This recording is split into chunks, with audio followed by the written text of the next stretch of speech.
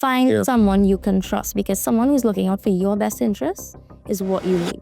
In life, if someone asks you what's your vision and you can't answer, then after, you have to wonder if you really living for living or if you have a purpose. Are you only going to live for 5 to 6 years? You want to live maybe till 80 to 100. So let's just say $10,000 or $15,000 you're making right now, and we keep that $10,000 or $15,000 for the next 30 years of my life, and I retire and I get my $1 million.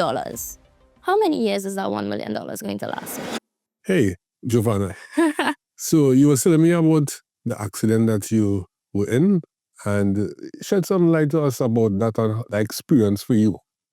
So last year, October, I was involved in a vehicle accident where I was in traffic, I was driving very slowly, and someone who was speeding slammed into me. And when they slammed into me, I spun and slammed into someone else. Whoa. All right. And honestly, I feel so guilty about the person that I slammed into, because that person was on their way to the doctor to remove stitches from a surgery that they had a week before. Crazy. Crazy. Really. And the takeaway that I took there is that you can be the safest driver, because everyone knows that I am a very safe driver, especially in that particular incident. I had just dropped my baby boy and his baby cousin off to daycare. Literally, it was 2 minutes away from the daycare. And I am a very safe, I will prefer to pause and wait for someone else to give me lights before I move forward. Yeah. I'm not one of those aggressive drivers. So that you can be the safest driver and someone out there is not. You have to drive for yourself, for the person behind you, for the person in front of you, right? And you have to have that knowledge, that self-awareness on the road as well. But even with that, accidents happen. And that's why they call it an accident, right? So accidents happen and we tend to think, oh, that wouldn't happen to me. And I thought that it would not have happened to me like that, because who expects an accident to happen? Correct. No one expects an accident to happen. And you're thinking, well, you're a safe driver, you're self-aware. Somebody somewhere could come barreling down the road. Definitely. Somebody somewhere could have had a vehicle malfunction and they're coming towards you. And then what do you do? I remember once I was in a freak accident where I felt so weird. It was Arima, Omera Road to be exact. For some people who know Omera Road, they have the gas station right there. And they change around that area right now. So from before, you will be coming from, let's say, going to head south on Omera, reaching the lights, and you have to bend to come around by the lights. But now it has like a barricade that you have to go up to the roundabout by extra foods and come around. So when I'm now bending now, this car is speeding coming, but the car didn't realize that they have to bend. They think that they have to go diagonal. So they kind of hitting me and the car spin, my car that is, and I was just in state and he just sped off. And I could not even go and follow him because I was in shock. Because I driving cool, playing my music, now drop off someone and boom, hit my back and I have to go and fix my vehicle. Accidents do happen and what do we do about it? Yeah. We need protection. We need protection. And there are options available to you, right? The insurance companies, and I'm not talking about vehicle insurance, right? So life insurance companies have a policy that is for personal accident, all right? All life insurance companies have that personal accident policy, but those policies are essentially if you're dismembered because of the accident. Right. What Pan American Life has is that if you are unable to work due to an accident, all right, after the 30-day period, you still need money in your pocket. Who's coming to tell Antonio, here's $5,000 so that you could put gas in your car and groceries on your tables. Yeah. Right? So if you're unable to work, of course you'll get something from NIS, but is that going to be enough? No. Right? So for cents on the dollar, you can protect yourself and protect your income and get up to 75% back of your salary into your pocket. Now, it's not 100%. Right? But it's going to be enough to keep the lights on. Correct. It's going to be enough to pay your grocery bills. It's going to be enough to add to maybe your medical expenses, because you'll have more medical expenses if you run into a car accident. So with my personal car accident, I couldn't work for 2 months. And in my line of work, I have to go out to meet people. I have to talk to people. I have to have these meetings. And I had a neck brace on for 2 months. And all my coworkers were like, yeah, but you're going to get back 75% of your money in your pocket anyway. So you're fine. Yeah. I had to tell them at that point in time, because I had just started in the industry, I did not buy that policy as yet. I had to tell every single person I was working with, that was the one policy I did not have in force. Even me in the industry, who knows that you need to have different types of insurances for different types of situations, I had my own rank on priority. And we each have our own different priorities. So you have kids, your life insurance is your first form of protection. Everybody needs life insurance as long as you have someone you love. All right? Your second, you might want to get health insurance because, of course, you never know when something could go wrong. You need health insurance. Personal accident protection, you never know when an accident is going to happen. But then we have to talk based on affordability. If you can only afford X amount, then now you have to divide up your money and do mental and mathematical gymnastics to try to make everything fit. And at the point in time, with me now starting the industry, I'm like, all right, these are my priorities right now, and I will add to that when it comes to that time, not knowing that I was going to get into a car accident. Who knows when they're going to get into a car accident? And as you mentioned that, I'm thinking about it. Myself not being in the insurance industry, but I hear persons, they would always sell life insurance, they would always look at annuity plans, but nothing for personal protection. Right. So it's a discussion that not being mentioned about, and I think that some persons don't understand that things could happen just so. You could be in the workplace, a freak accident could happen. Yeah. Something could happen, remember your hand or your foot or something like that. Things do happen. So we don't want to go to the extreme, but obviously protection is everything. Protection is everything. So you see, life insurance is great, right? And this is going to sound very crass. And I'm saying it right now. It's going to sound very crass. The easiest thing you can do to protect your family if you have life insurance is die. Is die. If you're dead, your family is secured. Yeah. But what if you're alive? You're alive. Great, you're alive. But the medical bills now that you're going to have, right? Your mortgage doesn't stop because you go into a car accident. Your car loan doesn't stop because you go into a car accident. Your children's school fees doesn't stop because you got into a car accident. All these expenses are still coming. Correct. And you're unable to work in the capacity that you would have normally worked in. You probably had your neck brace like me for 2 months. And who's coming to pay your bills? That's what I'm trying to get at. Who's coming to pay your bills? I recently had a meeting with someone who works at a large organization. Yeah. I spoke to quite a number of persons there. Then we had to set up our individual meetings. So, that's how it goes. You go, you give your large presentation, and then you set up your individual meetings. At the point in time of the large presentation, I had a one-on-one with her, and I was telling her about my personal accidents. I'm very passionate about this because this is a real life story that happened to me, that I could have been protected if I had the right things in place. If I thought that that was a priority at that point in time, it would have helped me significantly, right? So I'm very passionate about that. I might sound like, oh, I'm trying to push this thing. Yeah. It's important because it I can hear happened. that passion in you. Yeah. It's important because it happened to me. So when I sat down and I had that conversation, that little one-on-one with her after the big presentation, and I was telling her about my accident, she was like, well, how often does accidents happen anyway? Right? And I said, well, I can understand your perspective from that point of view. Like, nobody thinks that they're going to get into a car accident, but if you have the affordability, these are some things that you should protect, right? Because that's your life. You protect your car has car insurance, but what about your life? And it's not about your life if you die. It's about your life when you're surviving, but you have no income coming in. And I want to share this, and this is something that I was talking to you before. The day before her appointment with me, she got into a car accident. She got into a car accident. She wasn't wrong.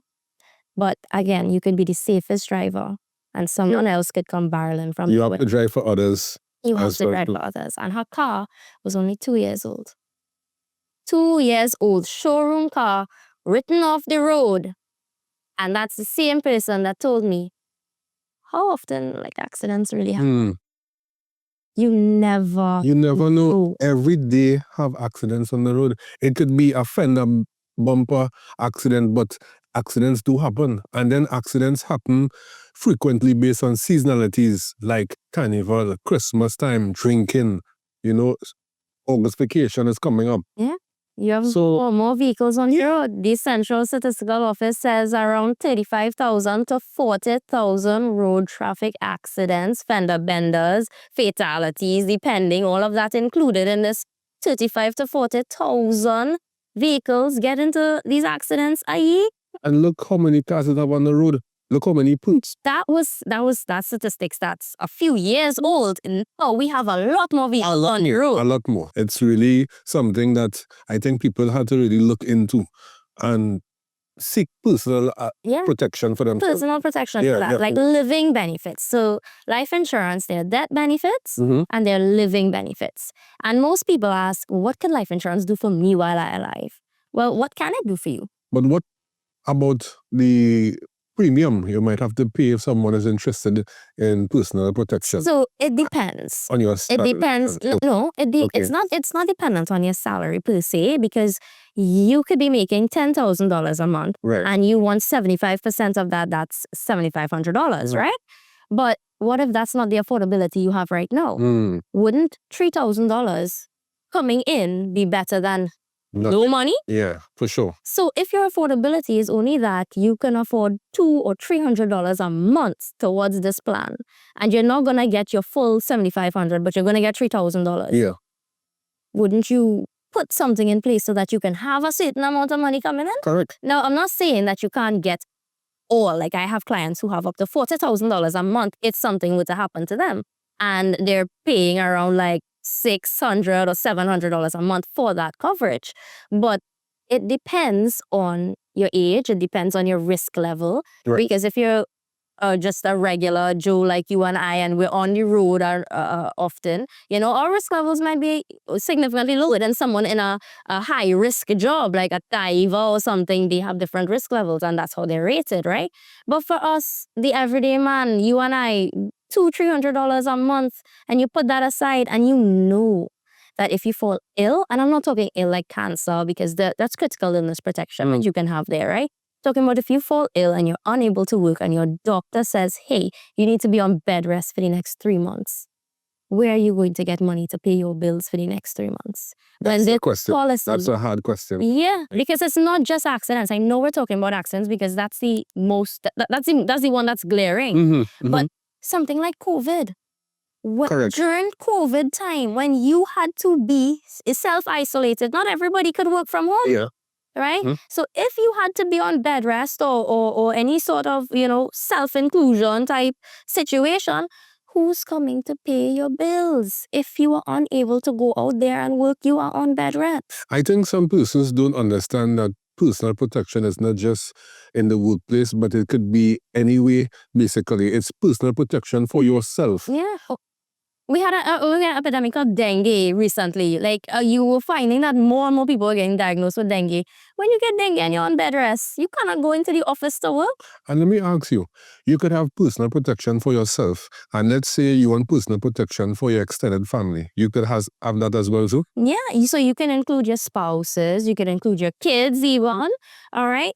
And they run around in schools and these things, and anything could happen. Yeah, so there's actually a new thing that I'm trying to reach out to schools specifically to have this protection for their kids. All right, so as a mommy, I'm big on protection for kids. So personal accident policies for your children. Your children run and they would have stamp a tooth or something. You never know. When you're rushing to the emergency room, if you don't have, because there are certain add-ons that you could add to this plan, right? So something called medical reimbursement. So you need, I will give you a perfect example. So one of my colleagues, his girlfriend fell down at Movie Town. Right? So they had to do scans and all of that. But she had that medical reimbursement. So she was able to get back all of her money that she would have spent for that. Right? So now having medical insurance is different from having this medical reimbursement due to an accident. Because your medical insurance would be able to cover certain things, and then you can still end up getting back some money. Now, you're not going to get back double the amount of money, depending on how, it works out. But you're able to say, hey, I can take care of myself. All right. And that's the security that you need. You want to be able to say, hey, I'm not concerned about this. I have the peace of mind that if something happens, I can deal with it. Correct. Agreed. And that's really where we want people to be. And I hate when people think that it's not affordable. Right? you will spend that $200 on a bucket of KFC Or alcohol. or alcohol, Yeah. right? People linemen, you never pass an empty bar. Every time you're driving by, there's persons parked up on the side of the road, the linemen, the drinking. That $200 could go towards securing yourself. And here is, and I have people who pay in insurance yearly, that is $5,000, $7,000 according to the vehicle. So you're trying to tell me you're insuring your vehicle, Yeah. which is metal, but you're not insuring yourself, which is tissue. So yeah, you really have to wake up. Much. Welcome. I hate when people say you insure your house, you insure your car, but you're not insuring your life. Because, like, why do I have to say that? You are a human being. You are responsible for other human beings. Insurance is there to protect what you love. You love your family? Well, insure yourself so that way they don't have to suffer if anything happens to you. You love yourself? Insure yourself with living benefits. Because if something happens to you, I know a lot of business owners, and it's like, I ask them this question. Every single business owner I come across, I'm like, what happens to your business if something happens to you? Can it continue running? Because as much as you have staff working for you, they don't have the driving force that Yes. you have to ensure that all your bills are checked up and paid, all your suppliers are happy, and that everything is being done on time. Because if this person is taken away, where does the chips fall? Correct. Where does the chips fall? They don't have It's to drive someone and back up at you. like you within the business. Yeah. Did you trust somebody who is maybe at a level lower than you to run your business? Yeah, and there's another thing that you need to consider that I don't hear anyone talking about in Trinidad. Keyman Insurance. Keyman insurance. Keyman Insurance. So essentially, Okay. you are a Yeah. key factor Mm-hmm. in this company. Yes. If something were to happen to you, all right, you need now the business needs, Mhm. all right? So say, unfortunately, something happens to you, you have this business, businessmen have the mindset that their business will run, their family will have the business. But can your wife run the business the way that you run your business? Can your wife run a successful business? All right, your children will be there to inherit the business. Are they financially or business savvy to continue running it at that level? No. You're going to have to hire someone, and hire someone on short notice as well to take over. So if you need to hire an accountant or you need to hire a chief of operations and you have to hire them on short notice so that they can take over your business, you need to have the finances available to say, hey, my salary is normally $20,000. I might have to hire this person at maybe 25 or so because I'm pulling them in to ensure the continued operations of my business so that my family has food on the table. Mm-hmm. All right. So Keyman Insurance, it's very detailed, but that is the essence of it in the sense that it's to replace whoever is the key person in the business. When I think about insurance, you really have to have an open mind and you really have to be thinking about others, not selfish. And you have to have some sort of business, be oriented in terms of business, because the average person wouldn't really understand insurance in its entirety because they were thinking on a short scale and not long term. Yeah. And that's a big problem because you mentioned so much things that in my mind I saying, whoa, how it is people not enrolling in insurance the way that they're supposed to, because it benefiting yourself, your family, the business, and everything. Yeah. And to be honest, like I keep saying this, and this is something that I am not talking from a pedestal here. Mm-hmm. Before I had my baby, I had no form of insurance. Nothing. Because I'm young. I don't need that. And at the point in time, I was in my 20s. Why do I need to put away for retirement? That's so far away. Yeah. When you're young, remember, you're enjoying life. It's so fun. So you're thinking that you will never get old, but not realizing that that time will come. And it comes. Not saying that you are old, but you are some come from, yeah. No, but it's so closer than you think. Yeah. And then like you think about it, and people like me, I'm 32 right now. And retirement is right there. And people think $1 million, because I keep seeing the ads and this, that, and the next. You want $1 million at 50 to retire. You want $1 million at 60 to retire, whatever. And you're putting a plan in place for $1 million. And I'm not saying it's a bad plan. Understand that. You're still going to get your $1 million. But after retirement, if your salary at the point in time, because if right now I'm making X amount, I expect to be making more. Correct. Coming closer Yeah. to retirement, right? So let's just say $10,000 or $15,000 you're making right now, and we keep that 10 or 15,000 for the next 30 years of my life, and I retire and I get my $1 million, how many years is that $1 million going to last me?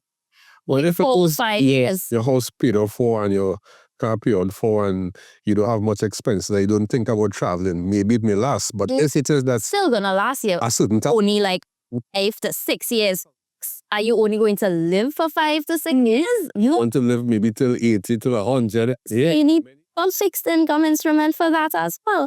And the only way for you to have that sort of income coming in is if you start young and allow compound interest to work its magic. Compound interest is there so that you are able to have your money work for you. Right now, we're working for our money. We're in the accumulation phase of our life. We're working for our money. But if we put our money to work for us, right? So That's how the wealthy stay wealthy, right? They invest and they allow their money to work for them. We have to count our 8 hours in a day that we're working for this, and this is how much our time is worth. But when you start to have that passive income coming in, all right? And even if it's not coming in, but you know you're going to have it at a deferred time, that's the money in your pocket later on. Correct. And even if, you know, you're going to say, well, I'm going to die before then, and da-da-da, because I have some friends, and I was saying it big because they know themselves if they watch this, right? I'm not going to live that long. I'm going to, okay, well, then your children.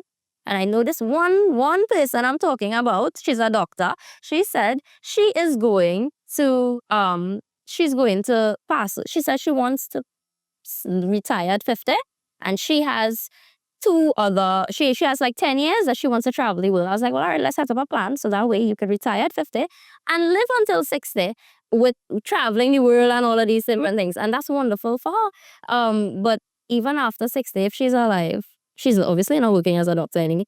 She's going to need a fixed income instrument to continue living. She's like, no, she's going to pass away. But you never know. Never. So if you live, Correct. you need to be prepared. You need to set up things. So I think that persons really have to be open-minded and think about longevity, because in life, if someone asks you what's your vision and you can't answer, then after you have to wonder if you really living for living or if you have a purpose. And if you have a purpose, that means you have to focus on that purpose. Yeah. So this is something I would consider as a great discussion. And even when you share about that lady who got in an accident, and I hope that maybe she or herself may be watching this and decide that, hey, I need this for myself and for my family as well, and other persons as well too, because it's important. And you can never tell today you are here tomorrow. You could still be here, but you could be in an accident. Yeah, or disabled. Or disabled. You know? So in closing, what you would like to tell persons out there who have this stigma about insurance? Because some people just have a stigma about insurance and they don't understand